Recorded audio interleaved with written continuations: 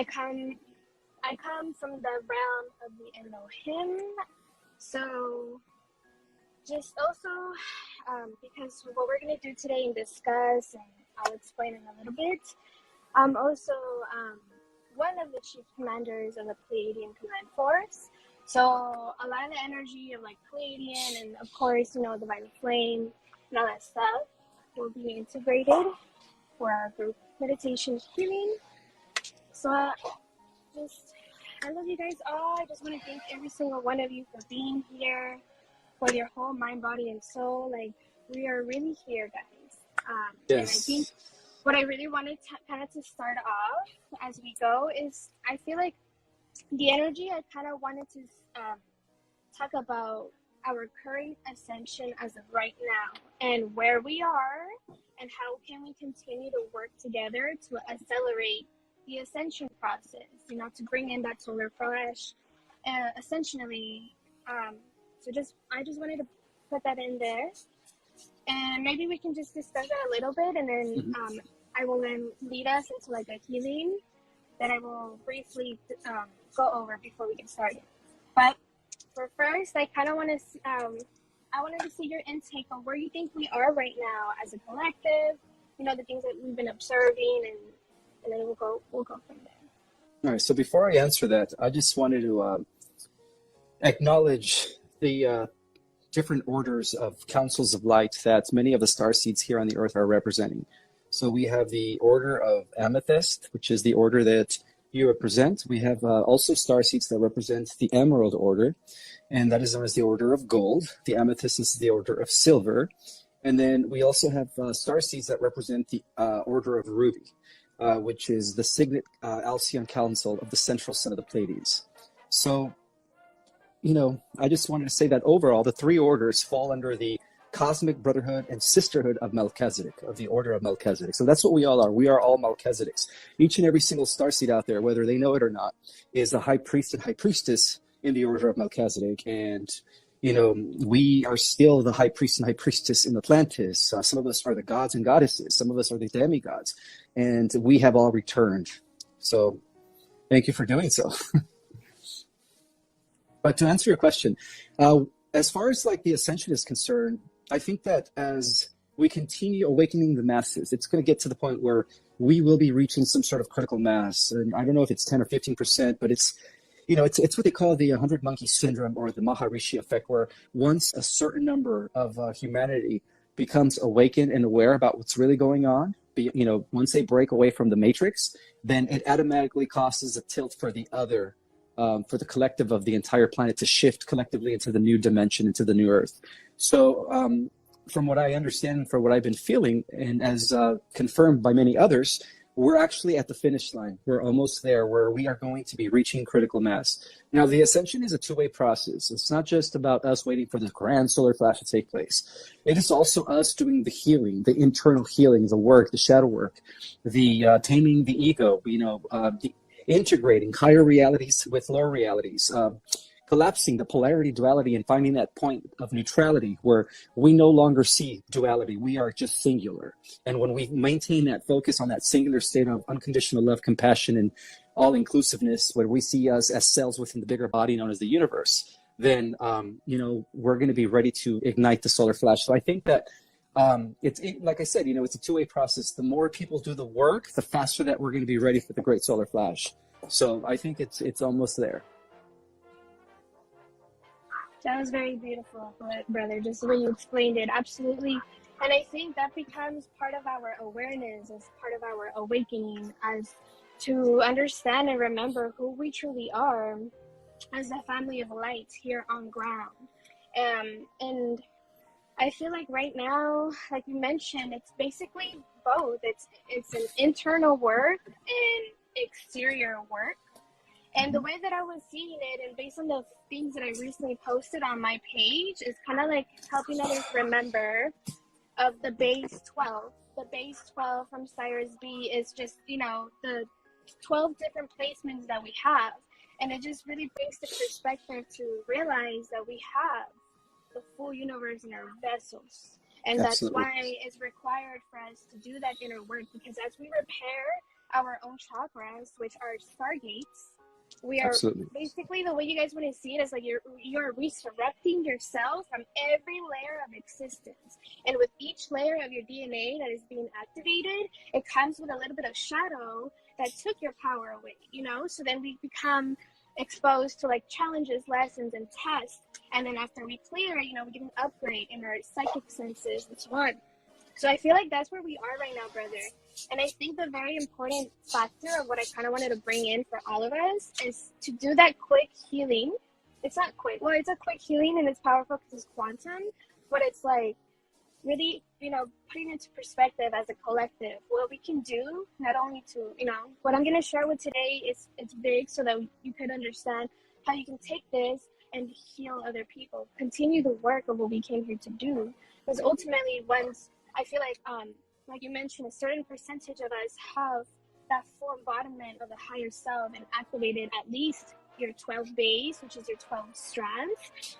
We are like vortexes of energy, and then we are able to then help activate that same frequency, you know, to other people. Exactly. Yeah, that's how it works. It's a two-way process. And I'm glad that you pointed out Sirius because, you know, Sirius is perhaps, and the Sirians are perhaps the most important race in our universe, or in our galaxy rather, because they are the ones who anchored in the office of the Christ. You know, that's where the Emerald Order and the Melchizedek Cosmic Brotherhood and Sisterhood first stationed when they came into our galaxy. They're known as the keepers of the central sun stargate. So they come from the central sun because there is an advanced civilization that exists within the center of the galaxy, and it goes by many names. And from that advanced civilization, these non-physical etheric beings, in order to precipitate from the seventh dimension into the sixth dimension, where ether began to consolidify into matter or congealed into physical form, that was in Sirius. That's when we, you know, had the first non-physical etheric beings meet with the physical beings to create a new species. And so the Sirian High Council was born as a result of that. So there are actually three different stars that represent the Sirian High Council. There is Sirius A, Sirius B, and C. So Sirius A is, it's perhaps, some believe that Sirius A was overtaken by some of the members of the Orion Empire, but, you know, I believe that there were various species that did exist in Sirius A that were there to pretty much bring a balance, you know. And then we hear about Sirius B. That's where the High Council resides, Sirius B. And I believe that Sirius C is used as a galactic storehouse of records and information. Not to mention, I believe they also use Sirius C as a place to store a lot of the equipment that they use, you know, throughout the, you know, for the Galactic Federation and so on and so forth. Like a lot of that equipment comes from Sirius C. So yeah, it's a trinary star system. Most people think it's binary, but get this, my friend. Even the Earth, even the Sun, our solar system, Solaris, is an offspring of Sirius B, by the way. So we could say that in terms of stars giving birth to stars, Sirius B gave birth to both Alcyon, and then Alcyon gave birth to our star. So it's like our grandparent star. That's amazing. Yes. Wow. And even if you guys don't know what we're talking about, sorry, go on. No, I was just going to say, just finalizing it by saying that that's the Covenant of Pelador. That's where it was first stationed in our galaxy. And the first species to implement the Covenant of Palador, which is the covenant that we're all a part of, whether we know it or not. We all took an oath in our galactic bodies when we were highly, you know, before we came down to the Earth, we all took an oath to bring that covenant to the Earth. And that's the meaning of like establishing heaven on Earth. So it's called the Covenant of Palador. And the Lyrans were the first ones to put that into use when they united with the Sirian High Council to create the Sirian High Council. Yes. And then I kind of wanted to add on, you know, when the Pleiadian Syrian High Council came together, and then when you mentioned, you know, we all did take an oath, if you guys don't remember, in the Emerald City, where we vowed that we will continue to protect what it means of the oneness, you know. We are the ancient builders, and that's why we represent different, you know, orders, because we all put in, you know, what that map really looks like. Exactly. So I think, like I was going to say earlier, like even if you guys don't know what we're talking about, these are still codes that even as you hear them, they will eventually activate and things will come to you naturally in your own path. Wow. Okay, so that was important because I think that's going to really, that's going to, from today on, I think it's going to really help bring more order and more organization within, all of us working together down here as we're remembering fully who we are. I kind of wanted to talk about how where I feel like we are right now, and it's kind of connected to the healing that I put together for us, which we're going to extend it over to the world and wherever we feel like it's needed in the multiverse. I feel like right now, I know sometimes you mentioned this in a couple of your lives, brother, where you mentioned that in this current vessel, in this avatar, we are embodying basically the 12 versions of us, right? In every dimension, we are the 13th form that can, integrate those 12 versions of us. And so the way that I was seeing this in my own journey and everything, it's kind of like, without realizing, we've been healing all of these past lifetimes because we really are closing this cycle of 36,000 years in like one final year. Like this is the final year of the mission that we took on, which lasted, 144,000 earthly years. The time, it could be different where whatever dimension we look at it, but it's a big deal. So that's why I always say everything that we're going through, it's like a final closing and healing of all of those past versions of us. And I feel like that's what we have been. We have been noticing different energies from different eras being present here, but for us to kind of become aware of it and like heal it. Because I feel like ultimately we're here to heal all of it so we can start over in a sense into the new golden age. But let me know what you think on that, brother. I totally agree, sister. I think, we are the healers of not only our own personal lives and past lifetimes, but we're also healing our entire ancestry with the work that we do here in the presence. Because at the hub, not only are we the hub of the multiverse, but we're also the hub when it comes to like timelines and, future and past scenarios. We're at the center of it all. Where every timeline or every possible scenario is like a spoke, right? So we're like the center, that circle in the middle. So what we do here actually has repercussions in every scenario, on every timeline, in the past, in the future, on every parallel reality. In a way, we're like the mainframe. So and we're doing it, and we were chosen to do this work. The work that we're doing here on the earth is beyond this planet. It's encompassing the entire multiverse. It is cosmic. And so as more of us begin to remember our mission, we're going to be, with this amazing feeling of responsibility that we have as guardians of not only the new earth, but then, the multiverse when our dormant DNA becomes activated.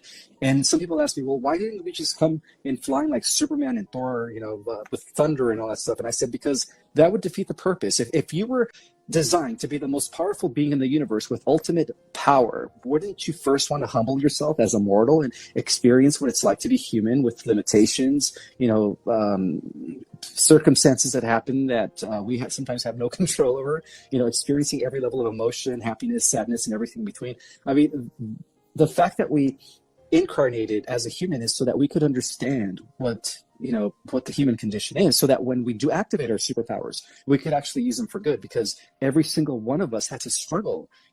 I even struggle. I'm not exclusive to challenges and obstacles. I still have them. Even up to date, I still have a lot of challenges. It seems like the more I do, the more they come, and the more psychic attacks I get. But again, like I shield myself. I'm always putting my bubble of protection, and ultimately it boils down to we are into spiritual warfare. And we are, kicking ass from what I understand. Because even if we don't have recollection of what we do in these other realms, a lot of us here are kicking butt in these other realms. A lot of us here are destroying archons, are slaying, beasts and evil entities, and we're doing it. We just don't remember that. We are multidimensional. We do operate different avatars. I don't believe in this immersion pod theory. That's nonsense. We're not resting in no chamber or stasis. I mean. Yeah, absolutely. Like everything. I mean, that's another thing too. Like our brother mentioned, we purposely chose to incarnate in a specific last name in a specific place where a lot of us came into a place where it was very chaotic, a lot of things going on. A lot of us experienced, unfortunately, like childhood abuse and every type of abuse and stuff like that, even addictions. But again, a lot of us didn't come here with karma. We came here and took that on to fully transmute it at a deep cellular DNA level. That was part of the mission of healing humanity and freeing humanity from these experiences. So that's why I always say, honor your guys' path, honor yourself, love yourself. It's a big deal. It's a big job that we took in. We're healing the full multiverse. That's a lot. Yes. Okay. So I kind of wanted to share where I feel like we currently are right now, and then I'm gonna see where it takes us. And once I kind of share like this big piece, it's gonna make sense when we do this healing. So, as of right now, I'm sure I don't really watch the news, but I also like to keep eyes on everything just to keep track on all the dimensions. Just to give you guys a heads up, we have been winning a lot of really good wars in the astral fields. Been doing so much good work, and you can tell by when we wake up and we come back into this reality, there's quantum shifts happening. Of course, one of them was when we saw, Queen Elizabeth dying. That was a major shift in our timeline. Well, you know what that represented, right? That our galactic versions, as guardians of the galaxy and universes, our higher versions were actually eliminated the Draco Queen. The Draco Queen was connected to an AI system, and I forget the name of it, but she was like the original Omnicron, like the Seekar. She's what gave birth to the original Seekar royal bloodline of the Draconians. And so when we eliminated her from Orion, her physical counterpart here on this planet was also eliminated. So it's all happening at the same time on every dimension. Yeah. She was an outlet to that, Draco AI hybrid, whatever that was operating, that was actually taking orders from the AI god, because the AI god has no access to our galaxy, and the High Council of Orventon, which is overseen by the Ancient Order of Eternal of Days, or the Petals, the Eternal Ones, whatever you want to call them, the Cedars. They made sure of that this planet became protected until the ascension took place, so that we can become activated. Yeah.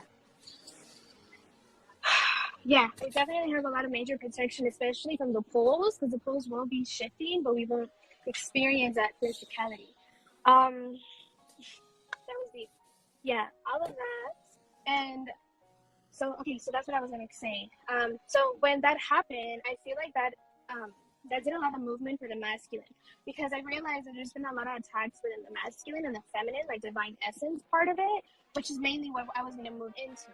So when that happened, because I remember, I have memory of it, so I remember that happening, but I also realized that was also helping us basically reclaim the King's Chamber, because the King's Chamber had a direct connection to that specific star that the Dracos had, infatuated. And I kind of want to clarify something, because I feel like there's some confusion right now going on, because we have to remember that we are in a spiritual war, but also in a war of timelines. And in this earth, we're seeing a lot of timelines still running simultaneously, right? So what I wanted to clarify is that, for example, I'm seeing a lot of stuff going on with the moon. Yes, there's a dimension where the moon was taken over and was put artificial intelligence, so it was kind of created as a host body. But then a lot of us, since we're merging with our higher essence, it's kind of like we're connecting only to the ascended aspect.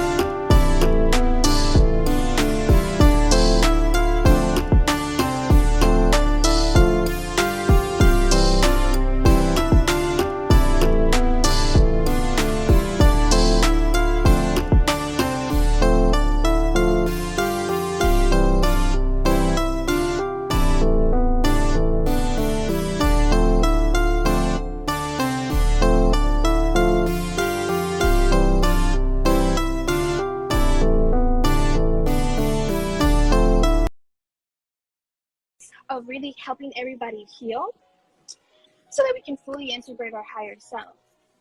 I put a lot of, that was important. That was the backstory, because now bringing it back into our current reality, this is what we're seeing right now in Iran, for example. Mm-hmm. And just to keep it simple, because this is a place where I feel like we need some healing.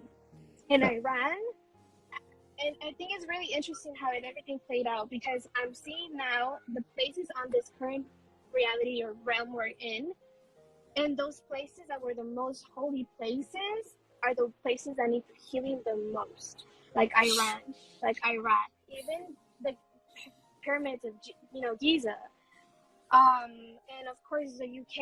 We know that things there are not the way it should be. So I feel like ultimately we're here to basically, resurrect all of us, in a sense, who we are as a divine being. But I feel like I gave a lot there. I kind of want to see what came up for you, and then. Yeah, very well said, Mary. Very well said. You stated it very, very accurately. For millenniums, actually, if you want to even go back to going beyond our dimension or off-world, the whole attack was against the divine feminine from the beginning. In fact, the archon energy that split off from prime creator source into the voidness of space has always been after the divine sacred feminine, and that's why our world, when it fell into the power of the fallen ones, right, through the Draco and the renegade Anunnaki that decided to take sides with the Draco, what the first thing they did is they eliminated the veneration of the divine mother, and ever since then it's been like a patriarch, but it's a corrupt patriarch, which is very reptilian in nature. So we see these, like you said, we see these two parts playing out. We see a very corrupt masculine, which is a masculine that is like so freaking wounded. And then we see a feminine, that is like just trying to emerge again, that is just trying to, or perhaps even stay alive. And so what we're seeing here in Iran is the rise of the divine feminine in these women, and they're fighting for their rights and freedom. But it's something that it's also happening on a planetary level. It's not just in Iran. It seems like the entire planetary consciousness of Mother Earth is recalibrating the balance between the divine feminine and the divine masculine. But at the same time, with the healed divine masculine, because what's the point of balancing it if the masculine energies are still wounded? And that's where the archon energy comes from. The archon energy was the origination of the unwounded masculine, by the way. And then that's what, possessed the minds of the fallen angels, of the Elohim, which later translated as the Draco. And of course, those other species that followed them. And that's why they have always been the villains, because they have been the ones that have been suppressing the feminine aspect, the spirituality of the divine feminine for millions and billions of years in our universe. And right now we're like, their time is up, and they know that. And that's why a lot of stuff is happening right now worldwide when it comes to the rise of the divine feminine. For the first time, women are actually rising. This is something that hasn't happened in millenniums on this planet, millenniums, thousands and thousands of years. So, and we're healing that, all of us. Every single starseed that is here is firing up the grid. Through our own vibrations, we are sending compassion and love and loving energy to the entire planet. And that explains why we're all geographically spread out throughout the entire planet, because we're supposed to bring our energy to certain grid points on the Earth, because the Earth also has ley lines and chakras, right? Hundreds of minor chakras, 7 major chakras, just like we do. So every single starseed, imagine if we were all in the United States, or if we were all in Europe, that would defeat the purpose. The grid is worldwide, it's a global net. So that's why we all had to be kind of spread out geographically everywhere on the planet, because we're all infusing, the new grid system through our own vibrations. And that's what a fifth dimension, and that's the reason why a fifth dimensional reality is already, manifesting itself for many of us, because of the work that we've been doing, our own energy. And that's how powerful we are. So, when we do group meditations, that has a huge effect, because what we're doing is we're focusing our collective power and, into a certain outcome. And that in turn is like causing miracles worldwide, Yes, very beautifully said. And I kind of want to mention something, because I was just reminded, because I think it's important. Because I feel like the reason why I feel like the Anunnaki timeline keeps coming up, because it is a very important timeline to heal for all of humanity. And the reason why we're after I, did my thing, I realized what it has to do with it. And so, you know, the archons were able to get all the way up to the 11th dimension, or And they did it through 11.5. artificial intelligence. Right. Yes, because that was the consciousness that embodies a machine. Once the machine is fully intact with a artificial brain and a body, you know, there is a pre-existing consciousness that animates it. And so that's what gives the AI consciousness or sentiency is the archon energy. Yeah, exactly. And this is the problem that I was seeing with a lot of our brothers and sisters. Um, I feel like, because again, it's like a personal journey. As you make your way up, a lot of people were stuck in the 12th chakra and the 12th gateway. And that gateway is the connection to the Anunnaki timeline. Because there was an actual blockage on that chakra on the world that was preventing everybody to kind of go up. Like, it took a lot of work for you able to go through that stargate, basically, in your own body.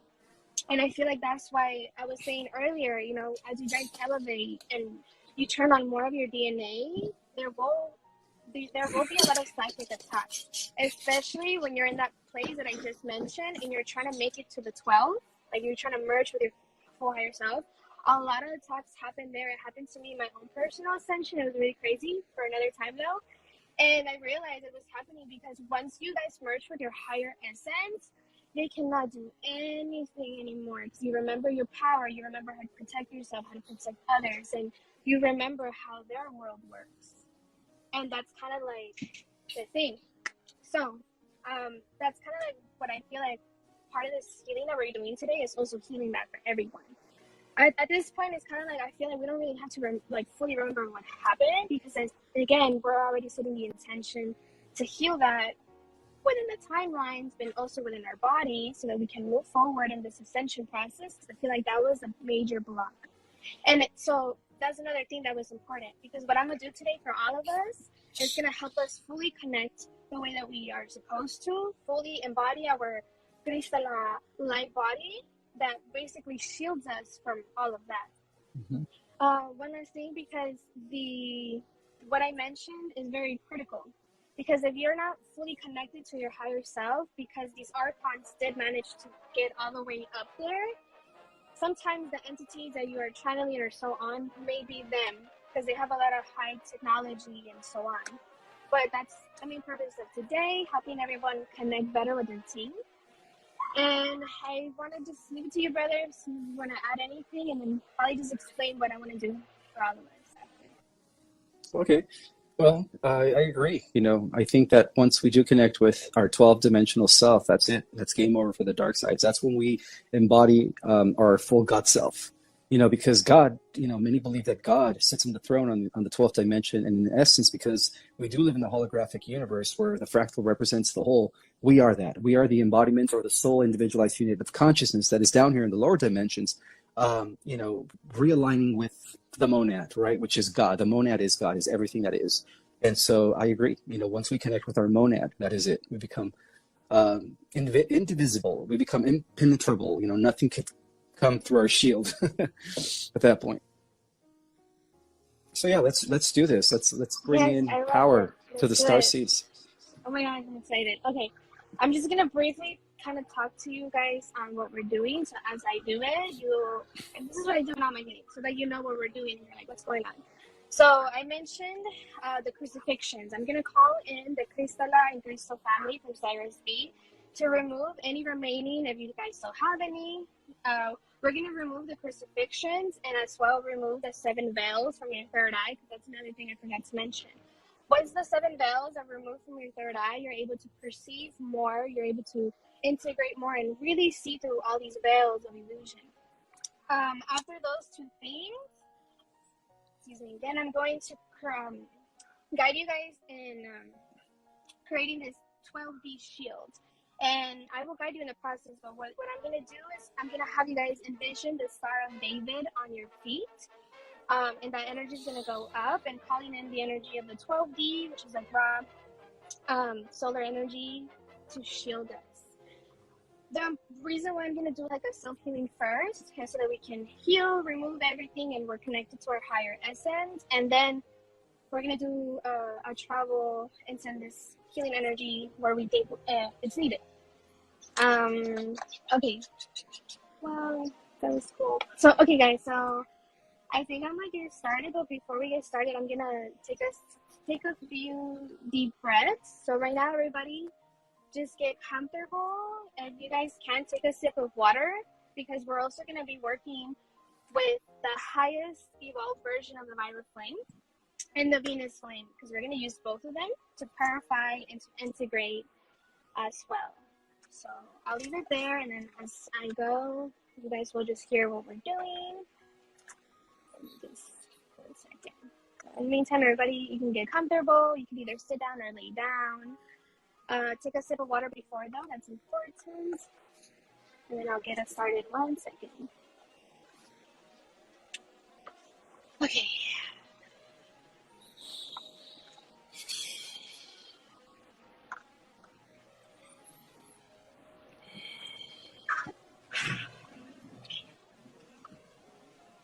So now I'm just going to guide us with some deep breathings, and we'll call in our family of light for all of this. In any case, if you hear any chaos, like if a helicopter comes, focus. I just want you to focus on that peace, okay? Because that's also practice to help you focus when there's chaos. So just remain centered if that happens. Okay. Okay, now I should get started. And just clear energy.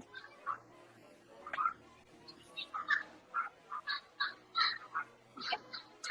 So now go ahead and begin to close your guys' eyes. We're going to take some deep breaths and then call in our family of light. So now go ahead and take a deep breath in and breathe into your feet. As you exhale, I want you to imagine 2 circles beneath your feet. And as you exhale, release that energy through your feet. Then go ahead and take a deep breath and breathe into your legs. As you exhale out, feel your legs more relaxed. And now take a deep breath and breathe into your chest. As you exhale out, feel your chest burst open. And then take a deep breath into your face. As you exhale out, feel your body completely relax. Your whole body relaxing, fully relaxing. And now I call in our family, the Crystal family from the Andromeda Galaxy, our Crystal family, Sirens B, and any technicians to come to us now, come to us and assist us to removing any crucifixions within our vessels.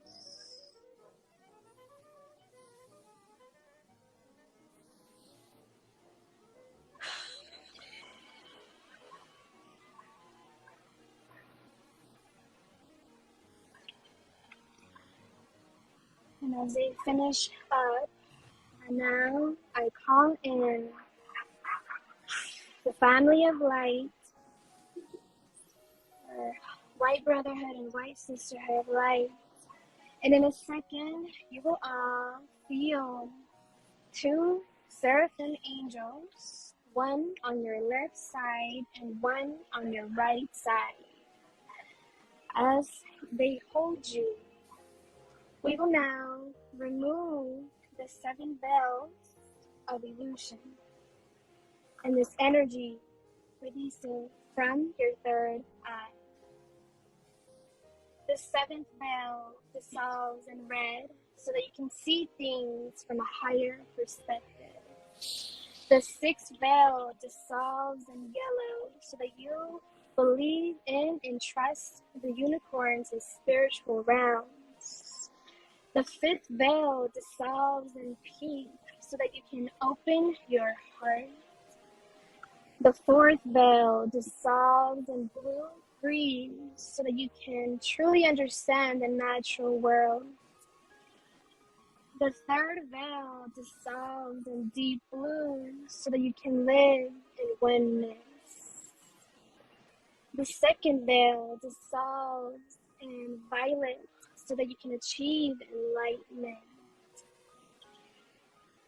The first veil dissolves in crystal clear so that you can experience mastery. And in a second, I will now bring in this blue sapphire into your soul star. In 3, 2, 1. Feel this blue energy integrating in your soul star above your head, mixing together, because it has codes for each one of you that is needed, and connecting you more with your higher self.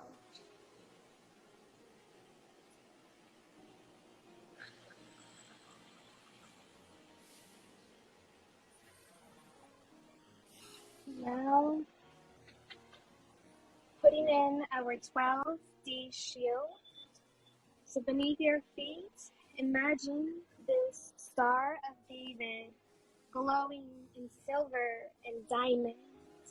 And see the silver and diamond energy swirling all around you, making its way all the way to the top, shielding all of your energetic bodies, going all the way to the top.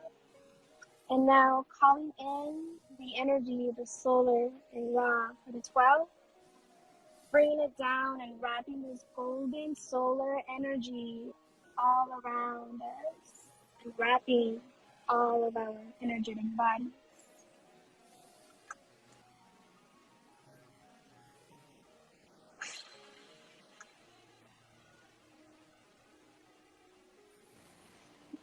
Now, as this is done, we thank our families for these healings and integrations as they will remain with us, but take a step back. We will now call in and invoke archangels Sadriel and Amethyst in the lilac fire of Source. So now see and feel these energies of the violet flame pouring down towards you. See this purple flame coming from the sky. But this purple flame is a cosmic diamond violet flame. As it wraps around you, then from the heights of the 9th dimension, see this pink ray of pure love living the cosmic heart portal. Now watch these two energies dancing and merging together above you to form a beautiful sparkling violet pink. As this light swirls above your stellar gateway, see, vibrate, high frequency dragons and angels now forming. They dance with the flow of the flames. These are the angels and dragons of the lilac fire, swirling around us. And as this energy is now with us, call this energy down into your body. Allow it to integrate at the deepest cellular level, dissolving any density or issues you may have. Feel this energy spreading through every facet of your being, lighting you up with the magic of grace, purity, and love. Feel this energy going through your physical body. Feel it going through your nervous system, through your organs, through your skeleton system, through your physical body, your emotional body, your mental body, your spiritual body, etheric body, astral body, and your celestial body. all of your 7 bodies, infusing with this energy. And breathe this energy out so that it starts to eliminate everyone and everything around you. See this bright violet pink light transmuting all that is not love and replacing it with a much higher vibration. Now ask the dragons and the angels of their lilac fire to go to the places that are needed of assistance. Now, in this moment, I want you guys to visualize armies of these beautiful beings floating the planet with this amazing light. And in the second, all of us will spread this energy to where it's needed on Earth. And I will now allow you, brother, to guide us through where you believe we should spread this energy together on Earth and the multiverse. Yes. Let's begin to spread the energy over to the Russia-Ukraine scenario. Let's also take this energy and heal the situation in Iran. Now let's move this energy over to Korea, North Korea. And let's also move this energy over to Taiwan and China. Let's move this energy over to Florida for the devastation that occurred last week. Let's move this energy over to Puerto Rico, Australia, Canada, the East Coast and the Midwest in the United States, where many people had suffered floodings. And now we're going to take this energy and we're just going to spread it out worldwide and consume the entire planet Earth in this violet transmuting flame of purifying energy, alchemizing all negativity and density at this time by the collective power of our mighty I Am presence. In the name of our monad, of our holy collective monad, we now transmute the negativity on planet Earth at this time.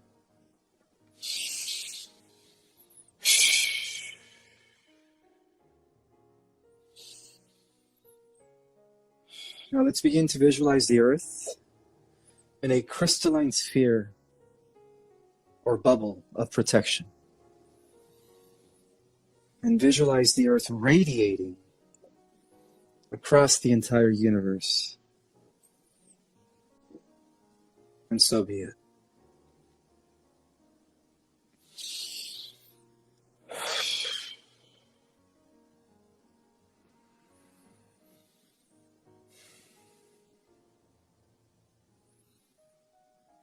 Now we can begin to bring our attention over to our bodies.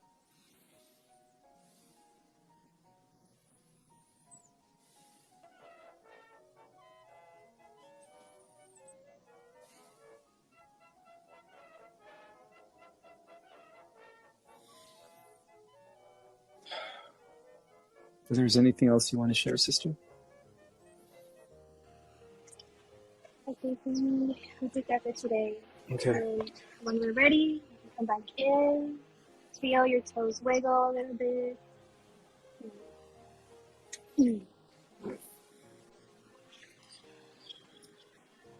I think we have like maybe a few minutes to answer some questions. Yeah, that's good. Okay. That was very powerful. Thank you, brother. Thank you, Well, everybody thank you. that was here.